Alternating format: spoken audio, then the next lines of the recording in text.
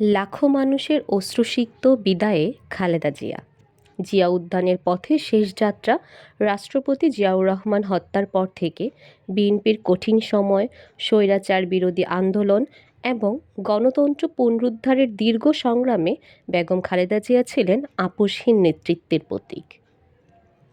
জীবনের শেষ দিন পর্যন্ত তিনি কোনো আপোষে যাননি, জনগণের সঙ্গেই থাকছেন এ কথা স্মরণ করিয়ে দিয়ে লাখো মানুষের সামনে আবেগময় বক্তব্য দেন বিএনপির ভারপ্রাপ্ত চেয়ারম্যান তারেক রহমান। তিনি উল্লেখ করেন, নানা প্রতিকূলতা ও নির্যাতনের শিকার হয়ে বেগম খালেদা জিয়া বিনা চিকিৎসায় মৃত্যুবরণ করেন। ১৯৮১ সালের ৩০শে মে রাষ্ট্রপতি জিয়াউর রহমান শহীদ হওয়ার পর বিএনপি এক কঠিন সময়ের মুখোমুখি হয়। সেই প্রেক্ষাপটে ১৯৮২ সালের ৩ জানুয়ারি রাজনীতিতে সক্রিয়ভাবে যুক্ত হন খালেদা জিয়া।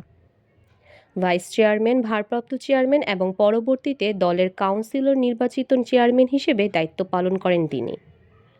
৪৩ বছরের রাজনৈতিক জীবনের মধ্যে টানা ৪১ বছরই তিনি বিএনপির শীর্ষ নেতৃত্ব ছিলেন। স্বৈরশাসক এরশাদের বিরুদ্ধে দীর্ঘ ৯ বছরের আন্দোলনের মাধ্যমে তিনি গণতন্ত্র পুনরুদ্ধারের সংগ্রামে নেতৃত্ব দেন। সে আন্দোলনের ফলেই ১৯৯১ সালে অবাধ ও সুষ্ঠু নির্বাচনের মাধ্যমে বিএনপি রাষ্ট্র ক্ষমতায় আসে এবং বেগম খালেদা জিয়া ৩ বার প্রধানমন্ত্রী নির্বাচিত হন।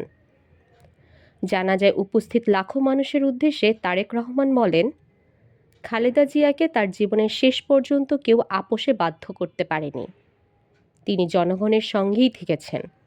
তিনি বলতেন, বিদেশে আমার বন্ধু আছে, প্রভু নেই।